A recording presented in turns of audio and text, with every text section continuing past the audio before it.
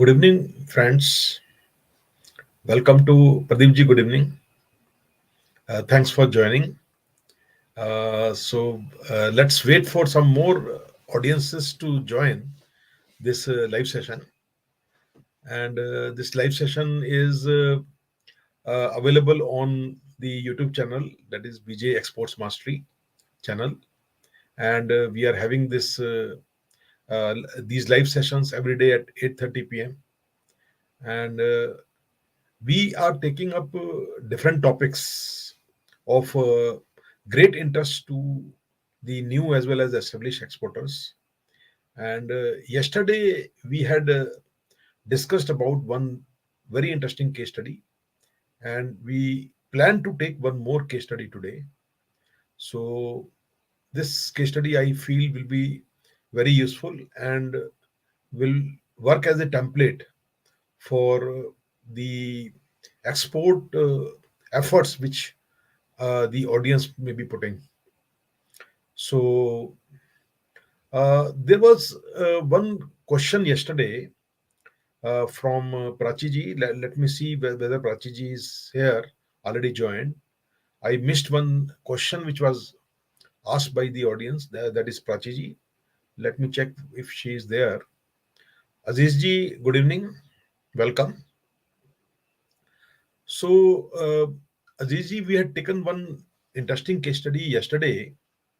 Today, we plan to take up one more case study which relates to handloom products, exports of handloom products from India. And I have one case study which is based on the real event uh, for the export of handloom products. A particular product which I will share with you in this case study. Which, yeah, Prachi ji, good evening. Welcome to the channel. I'm very sorry. I think there was one question which was asked by you yesterday. For some reason, I missed that question. So that was probably the question asked by you regarding what is the importer on record. So if yeah, uh, let's fly online. Welcome. Welcome to the audiences who are new on this channel. Good evening. Uh, it will be great if you can introduce yourself. Let's fly online because your name is not there. But anyway, if you wish, you can introduce yourself. So, Prachi, your question was about the importer on record. So, let me tell you what is the meaning of importer on record. Uh, I will give you one example, then you will understand what is importer on record. Like if you are selling goods on global Amazon selling, Amazon global selling. So in US marketplace, you can ship your goods directly to the fulfillment center. Uh, Himanshi ji, good evening. Welcome to the channel. Welcome to the live session.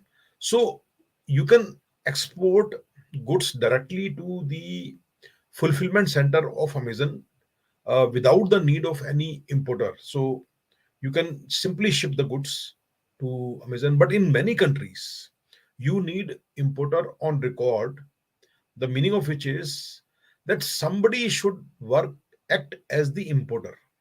So the importer on record means somebody who takes the role of an importer on record, just for the namesake. So, for example, in the case of other marketplaces of Amazon Global Selling, where you need an importer on record. For example, in the case of Japan, you need an importer on record. In the case of UK, also you need importer on record in those marketplaces. So the freight forwarder who takes care of your cargo, which is going to the fulfillment center in these marketplaces, arranges the importer on record. So basically, that is more as a guarantor that he is the person who is importing. Just he gives the name. So that is the meaning. So importer on record has slightly different meaning. He is not investing in his his or her own money, but he is just acting as the importer. So he becomes the just for the namesake. So that is the meaning of the importer on record. So what what are the legal implications of the importer on record will vary from country to country. So what is the role of importer on record in Japan may be different from what is the situation in, for example, UK or maybe in Saudi Arabia. So Saudi Arabia, you also need importer on record. So the different government has different policies of the meaning of the importer on record from country to country. But he is not really the importer.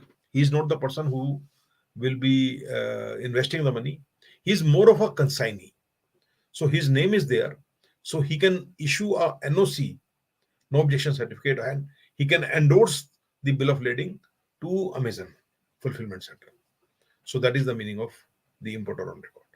Now, friends, today we have planned to take up one case study which is about the handloom exports from India. So, before I talk about this case study, I just want to give you little bit of my knowledge which I have about the handloom exports from India. In fact, there is a lot of scope even today by volume as well as by profits and by even the prices. There is a very good possibility of getting very good prices for handloom items if they are innovative, if you understand handloom items. So there are different categories of handloom items. For example, floor coverings, for example, furnishings, for example, household textiles. So there are different categories of handloom products. So what I want to talk to you about today is are the one category, that is the floor coverings. So when we say floor covering in handloom items, we are talking rugs, we are talking carpets, we are talking daris, we are talking bath mats, we are talking prayer rugs. So there are very many varieties of floor coverings of different sizes and different shapes. So I think you would appreciate that this is a very, very large field, even in the case of floor coverings. Now, some of the companies uh, who came as the very innovative designers, for example, they started designing the floor coverings based on the handloom processes, because there are different varieties of handloom: cotton based handloom, woolen based handloom, and the different processes which are used in handloom, the process of manufacturing, which brings out different products. Like, for example, you have shuttle daris from Sitapur, you have Panja dari from, for example, Bhadoi and Mirzapur. You have the tufted carpets based on woolen items from, uh, earlier it was Panipat, but now there are many other centers which are manufacturing tufted carpets. Then you have knotted carpets coming from Kashmir and many other places. So there are different varieties, there are different methods of making these floor coverings. Another example is the chenille rugs from Hathras, a very small place near Agra, which is called Hathras. So they manufacture a very different variety, which is very unique to Hathras only, which is called chenille rugs. Although there are some more places where this is now manufactured, but it became, the origin is supposed to be from Hathras, and there are many factories which manufactures chenille daris. So there are different methods based on which there is good possibility of innovation in designing and in many things, and to be able to export these products in different sizes, different colors. It is possible. So one case study I want to share with you of one particular type of floor covering, uh, which which is called, there is a item which is called rag rug. So this is a totally different type of floor covering which is called rag rug, and in Indian language it is also called chindi dari. It is also called chindi dari, and the main center of manufacture of rag rug is near Agra, a place called Fatehpur Sikri, which is a very big center where these so-called chindidari or the rag rug is manufactured, and you can get the ready-made stocks in different sizes for these items. So one of the uh, example and the incident which I want to share with you is that European countries buys these rag rugs in very big way, and it is a very unique kind of rag rug. Although there has been a lot of innovation, but the standard rag rugs are multicolor. So they are multicolor rag rugs, Chindidari, and you can actually see many places in India also. You can find in some of the ethnic trade fairs and exhibition. You can see this kind of rag rug, or maybe in IKEA store you can find some of the places you can find in India also, but mostly it is exported. So the case study is about one importer of rag rug in Italy, a place called Turin, that is also called Torino. So Turin is a place near Milan. Actually, there is a big city called Milan in Italy, and there are some big importers of floor coverings in Turin. So one of the importer was approached by an Indian exporter for different types of floor covering, and got a trial order for one container of the rag rug from Fatehpur Sikri of the size 3 feet by 6 feet. So this was a size which was given, one full container load, CIF Milan. So this was the order given to the party at a price of approximately euro 15. So euro 15 per piece. This order was there. So so the quantity which was agreed was around 10,000 pieces plus minus 5%, because it has to be fitted into one container. So the exporter found this very attractive. Price was good, good margin. So he was supposed to ship the material from India within 30 days from the date of uh, accepting the letter of credit. So it was against letter of credit, this order. And the person realized that 3 by 6 is a very common size, and he was expecting that he will be able to procure the rag rug from Fatehpur Sikri within 15 to 20 days, because this is a common size and stocks are easily available of a particular thickness, very standard thickness. So the LC was accepted by the exporter, and the order was placed to one of the agent in Fatehpur Sikri to procure the material in time, because uh, generally it is that there are many people who make it there, in small people who make, and one person will collect this size. So what actually happened, that after the elapse of almost 20 days, the person agent said that I have already dispatched the material, and some advance was already paid, and money was to be paid, and the merchandise was to reach Delhi in 1 or 2 days. So there was reasonable time to do the customs formalities, shipping bill, and everything, which was done. And the declared size was 3 feet by 6 feet, and everything was as had been planned. So when the Chindidari came to Delhi, the exporter realized that the size which actually came, almost 80% of the pieces were not 3 by 6 but 4 by 6. So the size was more actually.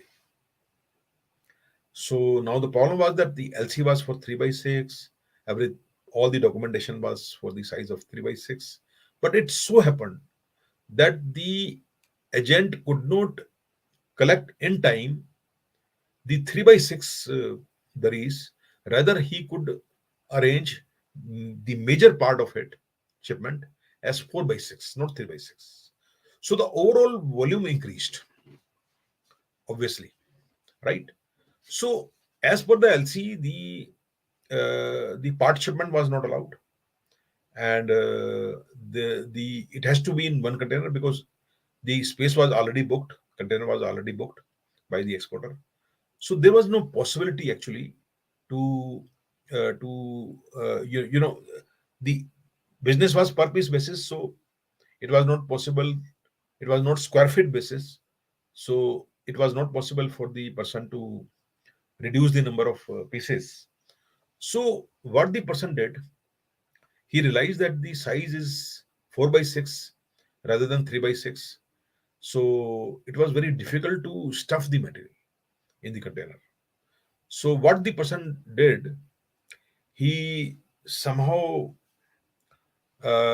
pushed the material and stuffed very with a lot of force. He stuffed the material in one container. Somehow all the pieces were stuffed 4 by 6 and some 3 by 6, but mostly 4 by 6. And somehow he managed. Somehow he put all the material in one container, and there was a possibility of 5% plus minus. So he somehow managed, and the declared item was 3 by 6 only, and that was also managed. So customs did not bother about that, and about the size and all. So it was per piece basis, so there was no problem with that also. And the goods were exported to Italy. So what happened actually, that since the size was different actually 4 by 6, so somehow importer also did not mind it, because probably he made more profit because he had ordered 3 by 6, and a very large portion of it was 4 by 6. So he did not even talk about it. So he was quite happy or whatever it is. So he gave another order, actually repeat order, of two more containers after he received the shipment. And again the order came, same process was done, and this time, second time, two container load, full container load. The person arranged the material, but the size was 3 by 6 only. So in this case, again, now it was not 4 by 6. So when he shipped this material 3 by 6, the importer said that earlier you had sent 4 by 6, and he was very happy. So he expected that this time also majority of the pieces will be 4 by 6, which actually were not, right? So after this, the importer felt not felt very happy, and he thought that probably it was not good. So further business never came. So friends, this is a example of you know uh, bad communication actually. I wanted to just share with you that the exporter should have, in my opinion, or you can tell me what is your opinion, why this happened, why the importer not felt good second time, and what could have been the remedies in your opinion? What the exporter should have done in the very first incident? In fact, if I know correctly, when the first shipment was made, he never informed the Italian party that what he was shipping is not actually 3 by 6, but 4 by 6 mostly. So he did not even communicate, uh, as far as my knowledge goes. So, what is your opinion? Like, where was the lacuna? What could have been done by the exporter in such cases? Because these things in handloom and handicraft is very much common, because they are not machine made; they are handmade and or semi handmade. So sizes, thickness, weight, things can vary drastically. So, in your opinion, what could have been the best way?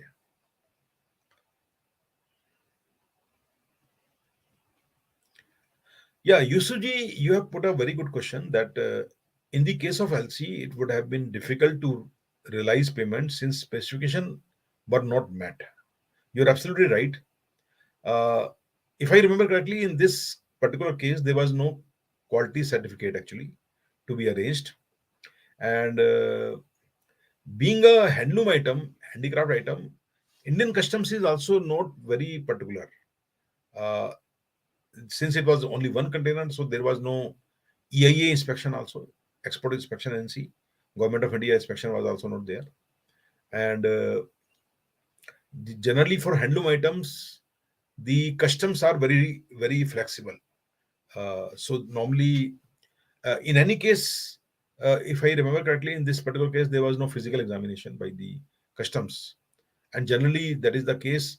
And normally in handloom, it does not really create any problem. And another thing, on the invoice, the declared item was 3 by 6 only, not 4 by 6. So what actually happened that the time was short and the exporter had to ship the material. So one more one more comment has come from Prachi ji. Both time exporter should have contacted importer about the dimensions. So what Prachi ji is trying to say that he should have told the importer in the first shipment itself, before dispatching the goods, that due to certain mistakes, the size actually procured is not 3 by 6, rather it is 4 by 6. So I think this could have been one good solution. Importer would have said, okay, you send it. So obviously, importer would have not expected second time the bigger size actually in this case. So that would have been a better remedy. So one more comment has come from Aziz ji. The exporter should have informed and communicated to the buyer about the actual sizes which will be shipped. Yes. So even if the invoice said 3 by 6, the exporter should have told the importer in Turin, in Italy, that due to certain short time or the stocks available, the size which was being actually sent was 4 by 6, which is just one of case, and it will not happen in the future. So I think Azizi is also absolutely right, and he also mentioned that Gigi has commented that the actual sizes will be shipped from the next shipment. So the communication, you are absolutely right. I think this is my view also, that communication is very, very important, very, very important. What happens that especially with West European importers, if you tell the very honestly your situation, and you tell them that I'm new and I'm working for the first time with you. So by chance, it has happened that the stock which we could procure is actually not 3 by 6, by 4 by 6, which may be acceptable to you. If it is, then we will ship it. So something of that sort should have been communicated by the exporter. Absolutely right. And with the very clear declaration that the next shipment will not be same, it will be different. So in the second shipment, if the buyer would have asked for a new size, the price would have been different. So what actually happened was that second time the price was same, but the actual size was 3 by 6, and probably importer did not make much profit in the second shipment, because the price was same and the size was actually not big like in the first one. So this is a real case study of one of my client, and he had agreed about communicating this incident. It's not a problem. I'm not telling you the exact importer name and the exporter name, but this actually happened. And I was consulting the person, but I was actually not. I also did not know in the first shipment that the sizes which were sent was not same. So he communicated to me after the shipment. So otherwise, I would have advised to the person to communicate to the importer. So the for some reason, because he felt that probably if he will talk to the importer, this LC would fail because he already paid the advance to the party. So he was he was feeling fearful that if the order is cancelled, then he will lose money. So he was trying to avoid that situation probably. So he kept mum, and the shipment was done. Money was given by the bank. So this particular case I wanted to share with you. These kind of things in handloom business, handloom and handicraft is very very common. Uh, yeah. So Yusuf ji has given one comment that he thinks that it was a huge risk. So if you can explain to me the what exactly you want to say, because yes, it was a huge risk in the sense that if he would have talked to the importer, and if importer would have refused to accept, and in such a short time arranging 3 by 6 was very very difficult. So he what he had only was most of the shipment was 4 by 6, almost 80% of the shipment was 4 by 6. So risk was probably, you want to say, Yusufji, that he might have lost money because the importer would have not might not have accepted. So something similar happened with another of my client who was exporting handmade paper to South Korea. And what happened that he got 50% advance for some material to be made for South Korea of a particular color. When the production was happening, after the order, about 10-15 days later, the importer from South Korea said that color had to be changed. So this person said that color cannot be changed actually. So the person was a agent in South Korea, and he said that if you will not change the color, we will lose the business, future business. So the problem was that that color was already used, and the production was midway. So there was no way to change the color of the handmade paper, base color, and 50% of the money had already come. So what actually happened? The shipment never went to South Korea. Business was lost. This person could not afford to lose money. It was a huge order, and 50% money remained with him. Actually, he did not make any profit also, because he had already paid that money to the manufacturer. So that material was manufactured and sold at discount to another party. So these things happen in handmade paper. So it is very, very important, friends, that in handloom and handicraft, the communication is very, very important with the buyers. And all the risks which are involved has to be uh, pre-informed to the buyer, or everything possible, all kind of these case studies, all kind of possibilities with the handloom products, about size, about color variation, everything should be communicated, educated to the buyer in advance. If you can do that, the handloom business is very, very lucrative business. It has good margins. There is a lot of demand in international market for handicrafts and handloom items. The only problem with this business is that you have to be very, very professional, and you have to be very, very articulate with the buyers, and your communication should be very, very good. You should have very good experience in this line. You should have very good, very reliable manufacturers who can deliver reasonable quality at the right time. But this handloom and handicraft, handloom especially, I would say, is very, very lucrative and easy business. If you want to export, if you can arrange handloom items, a lot of business is available. So this was I wanted to share with you this particular case study, and I'm thankful, uh, very much thankful that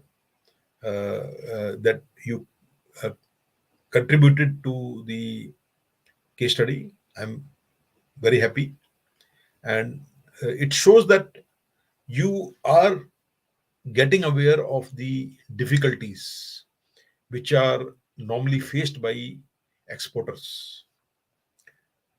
Yes, very good comment by Yusufji that you have to be transparent, and you have to minimize losses, because when you are transparent, there is a possibility of loss, because in when you are transparent, many times the buyers can go haywire.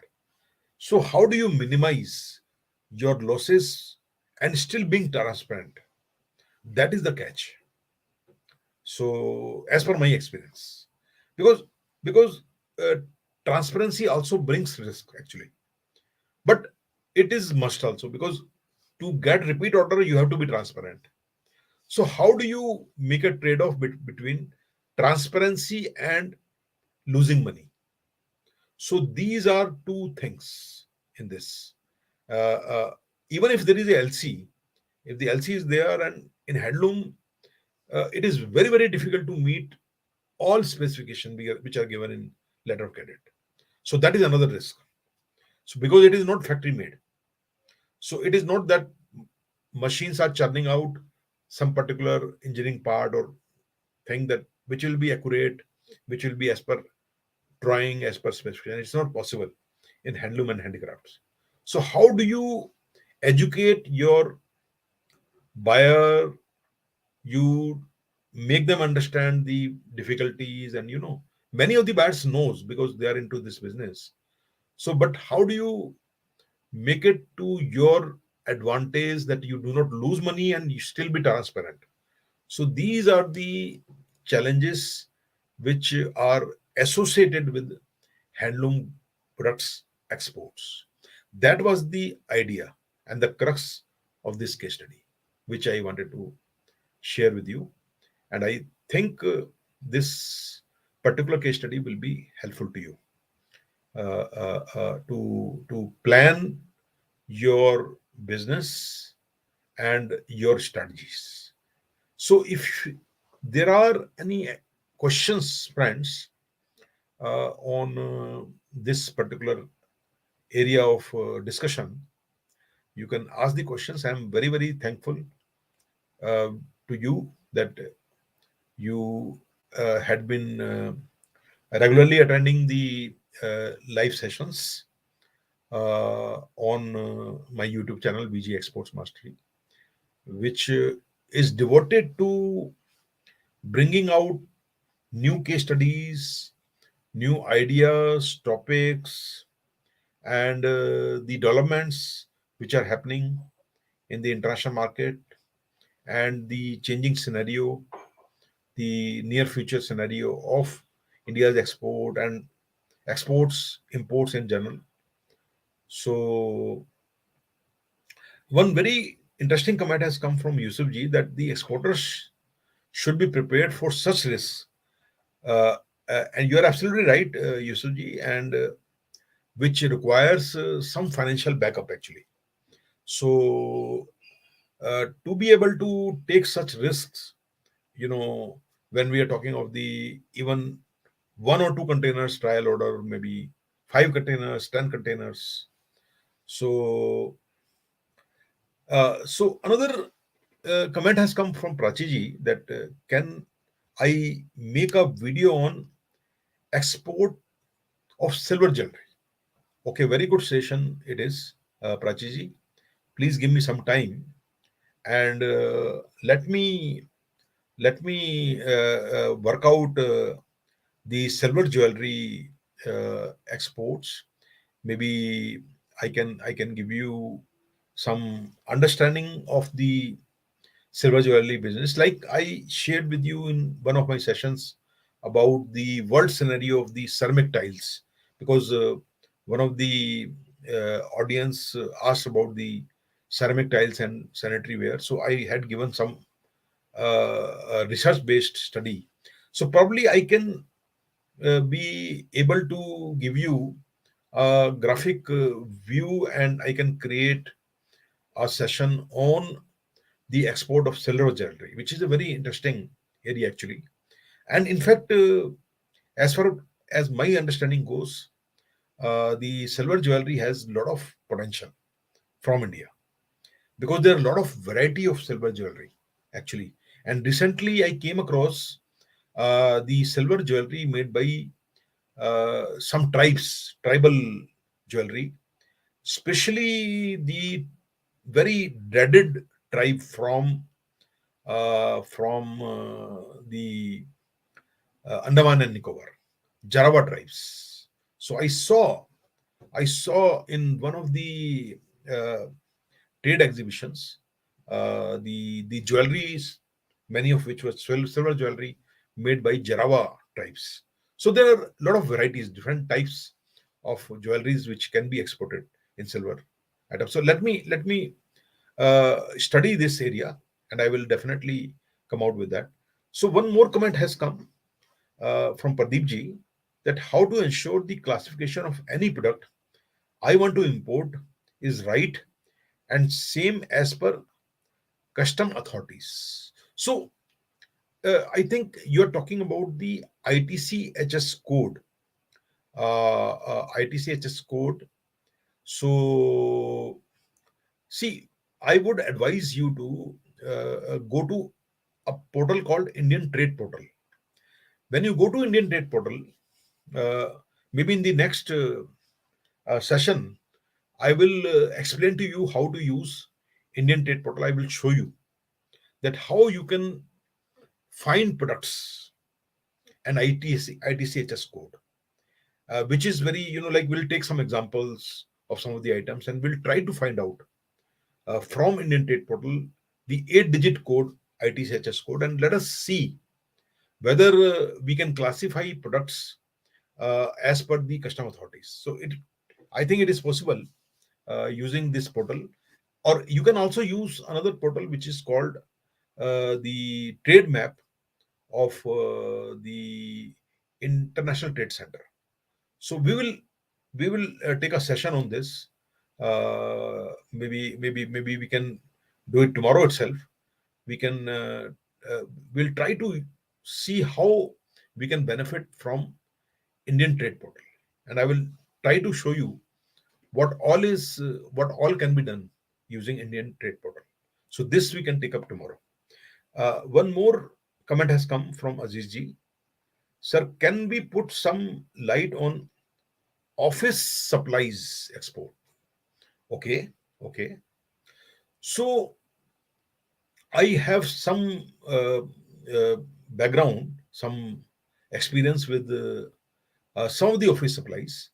Especially, I can share with you one case study which refers to the export of toners and developers for photocopier and laser printers. So the cartridges. So I will also tell you with this case study the how you can set up your international export business for office supplies. So I have some ideas. So maybe in coming session, we can spend time on the office supplies with specific reference to the toners and developers, and I'll share with you a real case study on the setting up of the export business of one of the companies from India.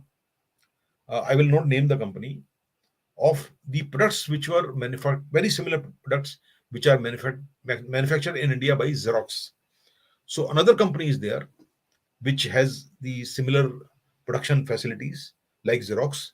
And I have one case study, real case study, which I will share with you. And along with that, we'll discuss about the office supplies. So I will tell you how they set up that business.